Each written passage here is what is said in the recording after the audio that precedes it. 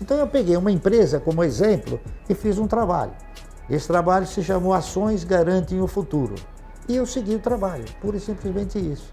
Quer dizer, eu me convenci daquilo que eu tinha feito era realmente uma perspectiva, uma projeção factível, tá certo? E aí eu fui fazendo, então eu fui comprando. Eu fui comprando ações, e na razão direta que as ações deixavam de ter a sua função, que era de ter o quê? De ter um dividendo mais inteligente, ou um dividendo que pudesse me proporcionar uma renda mensal, assim, eu diria, confortável, né? Eu fui trocando, até que o primeiro movimento que nós fizemos foi comprar ações de uma empresa chamada Centrais Elétricas de São Paulo. Ela se chamava Centrais Elétricas de São Paulo, CESP. Aí, quando ela mudou para a Companhia Energética de São Paulo, que o Paulo Maluf criou a Paulipetro, e foi obrigado a mudar o nome da CESP, porque a CESP era só energia proveniente de hidroenergia, né?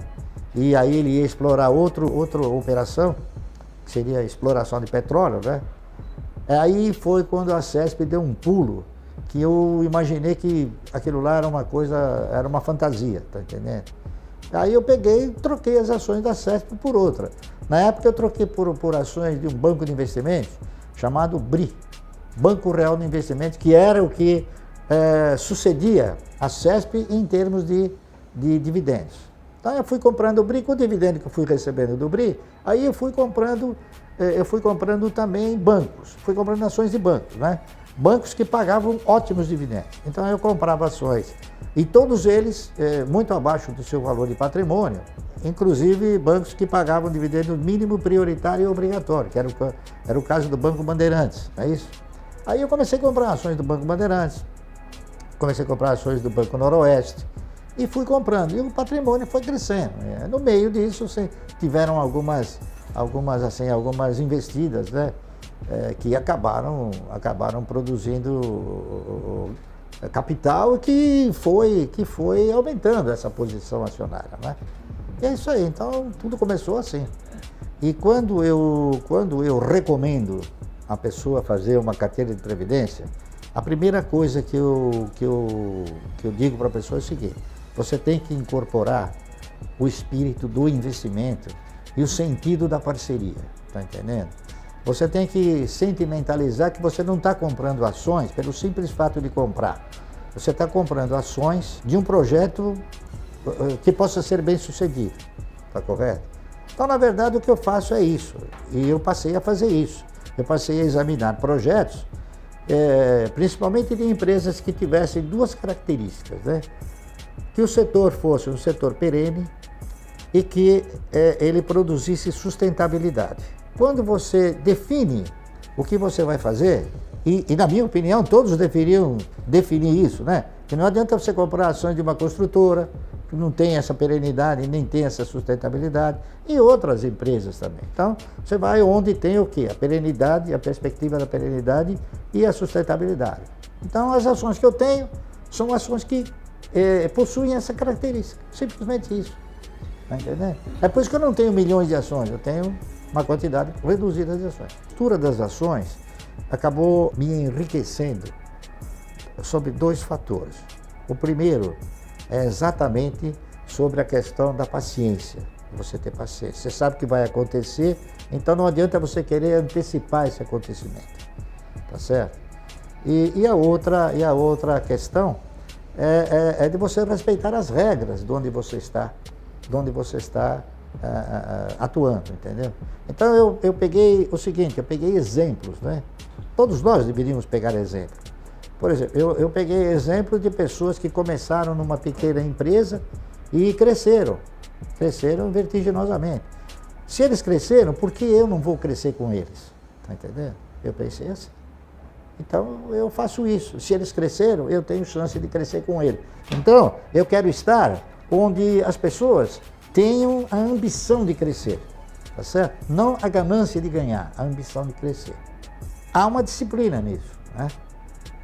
Essa que é a realidade. Primeiramente, controlar os meus egos e depois administrá-los, tá entendendo? Então, eu também fui jovem, também tive, assim, ímpetos, né? Mas eu fiz a coisa e achei que não era bem como eu imaginava. As coisas são um pouco diferentes, tá entendendo? Então, eu acabei incorporando também essa filosofia, tá certo? Essa aqui é a realidade. Então, eu vou atrás de exemplos, de grandes e bons exemplos, tá certo? Lamentavelmente, no Brasil, nós não temos assim, um elenco de exemplos bons numa quantidade muito grande. Você tem uma quantidade pequena, né? E é por isso que eu tenho uma quantidade pequena de ações, de empresas que me gratificam muito bem, tá entendendo? E outra, é você ter o quê? Você ter a condição de não extrapolar dentro dessa disciplina e dentro desse controle de egos, né? Você não extrapolar, você não sair fora do teu eu, daquilo que você... Né? Eu venho, por exemplo, de uma origem humilde, né? Então eu nunca quis, assim, coisas megalomaníacas, tá entendendo? Nunca pretendi, achei que nunca poderia ter. Agora que eu posso ter, eu chego e acho que não tem necessidade, tá entendendo? Essa que é a verdade. Então eu comecei a ter uma forma de pensamento seguinte, que o cara que tem, por exemplo, um carro de 450 mil dólares ou 450 mil reais, é um patrocinador, ele patrocina aquela empresa que está vendendo uma grife. Porque, na verdade, todos os carros andam, todos os carros têm porta, têm direção, têm roda, tem ar-condicionado, tem rádio, né? Tem elétrico, só que um custa 500 mil reais e o outro custa 30 mil. Entendeu?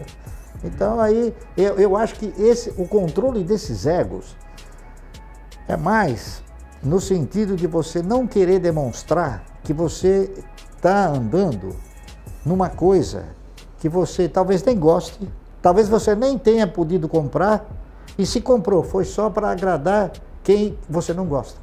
Tá, é verdade. Eu me sinto um cidadão frustrado até um certo ponto. Porque nós éramos mais ou menos 1.200 profissionais dentro do pregão, e olha, para ser muito sincero, eu não consegui convencer ninguém a fazer o que eu fazia. Então, não é que eu seja frustrado no aspecto de não ter tido o empenho de tentar, né? Eu tenho muitos amigos hoje que chegam para mim e falam assim, porra, Barci, eu devia ter te escutado, né? Nós brigamos por uma série de coisas, brigamos contra a emissão de ações da Ericsson, brigamos com uma série de fatores, por aquilo que a gente interpretava. A gente interpretava ter um determinado direito e a empresa ou a CVM achava que a gente não teria esse direito, né? Então hoje, por exemplo, nós queremos que a Unipar prossiga como de capital aberto. O controlador não quer. Então é um debate aí, não é uma guerra, mas é um debate onde você vai analisando, você vai se aprofundando numa análise, né? Eu diria o seguinte, hoje o controlador ele tem 26% do capital, tá certo? E os demais acionistas, eles têm o restante do capital, então eles têm 72%, 73%. Então, nós, unidos, representamos mais do que o controlador. O controlador, só com 26%, ele quer fechar o capital da empresa. Por que ele quer fechar o capital da empresa? Ele deve ter algum interesse muito grande em produzir um ganho enorme sobre nós. Então, nós temos que nos defender e tentar evitar que ele tenha esse ganho. E, ao mesmo tempo, evitar que nós tenhamos uma perda. Nunca gaste mais do que você ganha. Pronto, acabou. Isso é uma educação financeira. Você não precisa ir na faculdade para saber disso, né? Basta que você não faça, não proceda isso aí. Agora, para você não fazer isso, você tem que controlar seus egos, né? Você não precisa ficar comprando a prazo.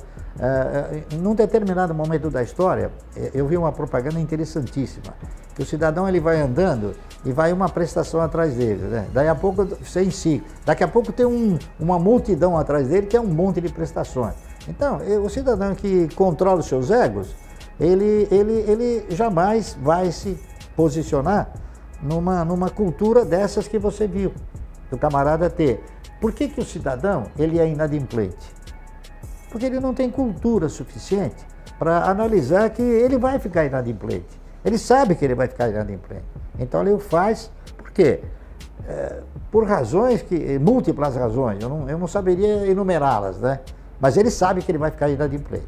Então, educação financeira, eu acho que tem o seu ponto aí, final aí. Nunca gaste mais do que você ganha. Luiz Barsi é um dos maiores investidores do Brasil, conhecido por sua sabedoria e estratégias bem-sucedidas no mundo dos investimentos. Hoje vamos explorar as dicas e insights que ele compartilhou ao longo de sua carreira, que podem ajudar você a melhorar sua vida financeira. Então, se você quer aprender com Luiz Barsi sobre como investir de maneira inteligente e construir riqueza, fique com a gente até o final deste vídeo. E não se esqueça de deixar um like e se inscrever no canal para não perder nenhum conteúdo.